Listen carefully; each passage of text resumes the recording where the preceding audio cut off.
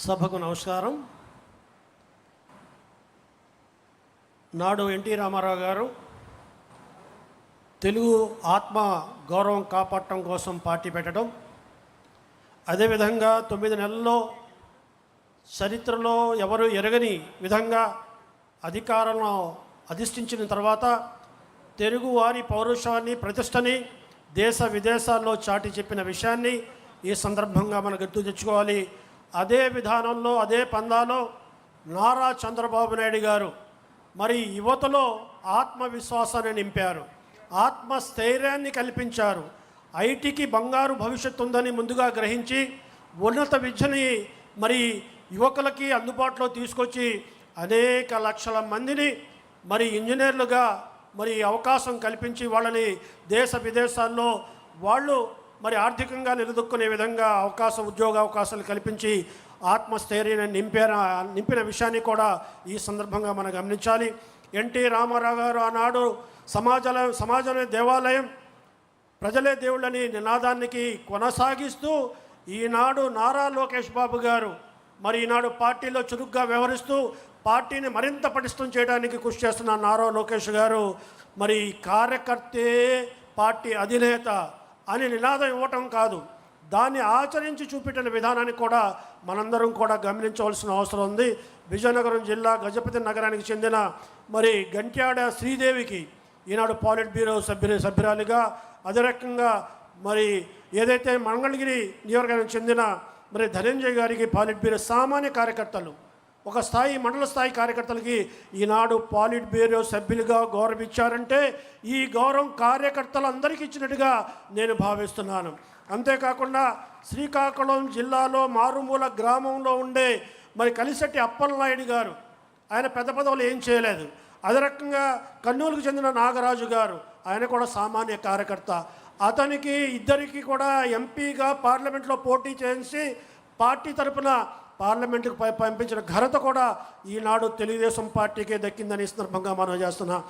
మరి చంద్రబాబు నాయుడు గారు కంప్యూటర్ని ఎప్పుడో గుర్తెరిగారు. 1985లోనే మరి సభ్యత్వ నమోదు కార్యక్రమాల పుస్తకాలన్నింటినీ కూడా ఒక చోట పెట్టి కంప్యూటరేషన్ చేసిన విధానం ఈ సందర్భంగా మనం గమనించాలి. అప్పట్లో కొన్ని లక్షలు మాత్రం ఉండేది.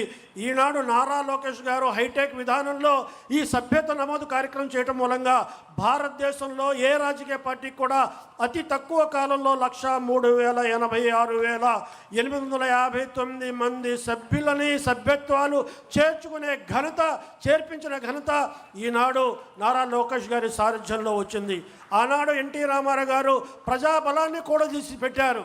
82లో పార్టీ పెట్టి 83లో నెగ్గిన తర్వాత లక్షలాది ప్రజలు ఓటర్లుగా మరి పార్టీ అభిమానులుగా ఉంటే ఈ పార్టీ అభిమానుల్ని ఓటర్ని ఏ రకంగా పటిష్టం చేయగలుగుతాం అనేది మరి పార్టీ వ్యవస్థాపక నిర్మాణాన్ని ఆనాడు 1945 నుండి ఇప్పటి వరకు కూడా దాని నిర్మాణాన్ని దశలుగా దాన్ని పటిష్టం చేస్తూ ముందుకు సాగిస్తున్నారు.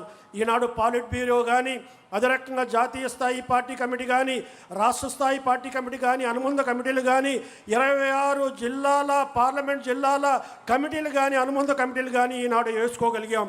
అంతేకాకుండా మరి 16,992 1936 మండల పట్టణ డివిజన్ కమిటీలను కూడా మనం పూర్తి చేసుకోగలిగాం, పటిష్టమైన కమిటీలు వేసుకోగలిగాం.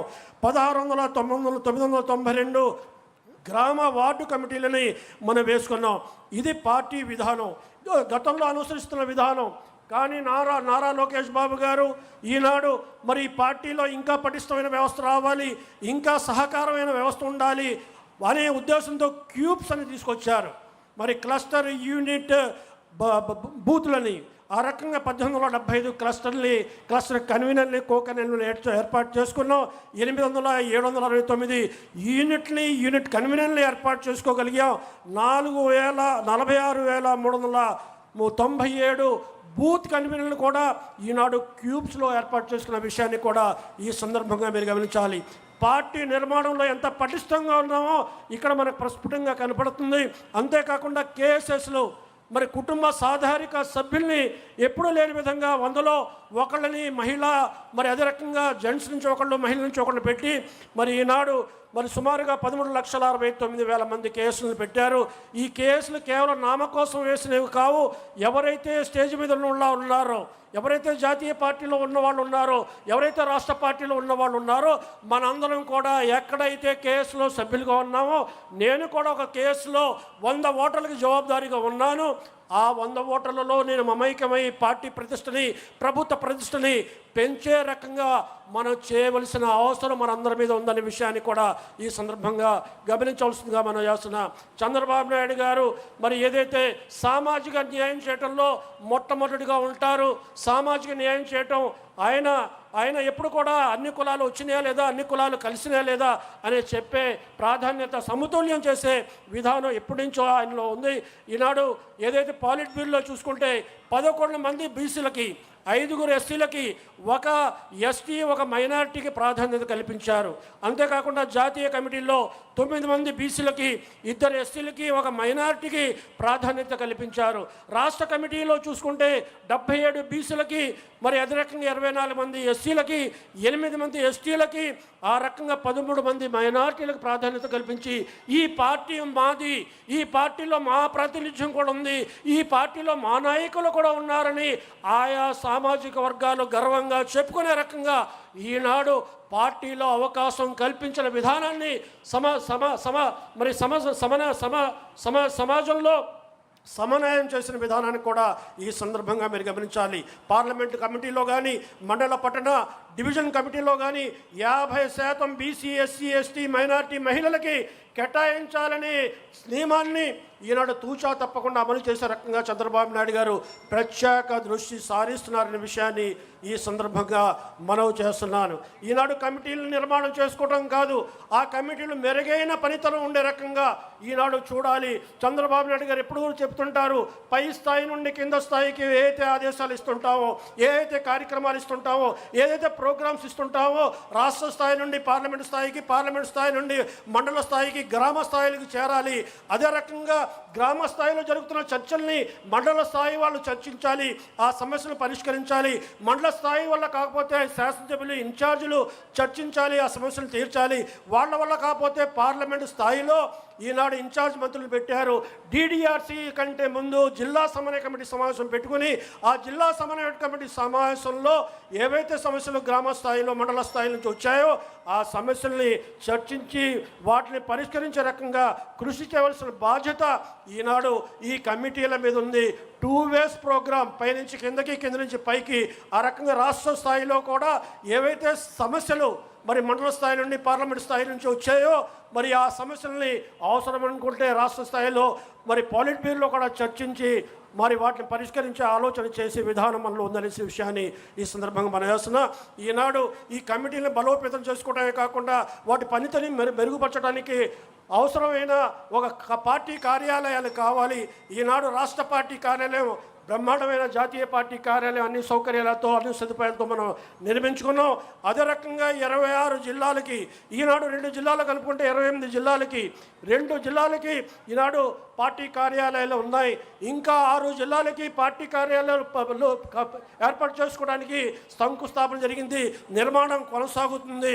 6 జిల్లా పార్టీలకి, పార్లమెంట్ పార్టీలకి ఆమోదం ఇచ్చారు. రాబోయే రోజుల్లో 28 జిల్లాలకి జిల్లా పార్టీ కార్యాలయాలు ఏర్పాటు చేసే దిశలో ఈనాడు పార్టీ నిర్ణయం తీసుకుంటుంది. 175 నియోజకవర్గాలలో కూడా పార్టీ కార్యాలయాలు ఉండాలి. పార్టీకి ఎమ్మెల్యేలు వచ్చారు, ఎమ్మెల్యేలు పిలిచిన కార్యం లేకుండా పోకూడదు. ఒక సొంత పార్టీ కార్యాలయంలో ఉండాలని కూడా నిర్ణయించి రాబోయే రోజుల్లో కూడా 175 కార్యాలయాలను ఏర్పాటు చేసుకోవడానికి ఈనాడు పార్టీ ఉపక్రమిస్తుంది, ఆలోచన చేస్తుందనే విషయాన్ని కూడా ఈ సందర్భంగా గమనించాల్సిందిగా మనం చేస్తున్నాం. కాబట్టి ఇటువంటి పటిష్టమైన పార్టీ నిర్మాణ వ్యవస్థ ఉన్నప్పుడు, ఇన్ని లక్షలాది మంది మన నాయకులు, కార్యకర్తలు ఉన్నప్పుడు మనం రాబోయే రోజుల్లో పార్టీని విజయపందాలో నడిపించడానికి మనం ప్రయత్నం చేయవలసిన అవసరం మన మీద ఉందని ఈ సందర్భంగా మనం చేసుకుంటూ, ఈ అవకాశం ఇచ్చిన పెద్దలకు కృతజ్ఞతలు తెలుపుకుంటూ సెలవు తీసుకున్న జై తెలుగుదేశం, జై చంద్రబాబు నాయుడు. షరీఫ్ గారికి ధన్యవాదాలు.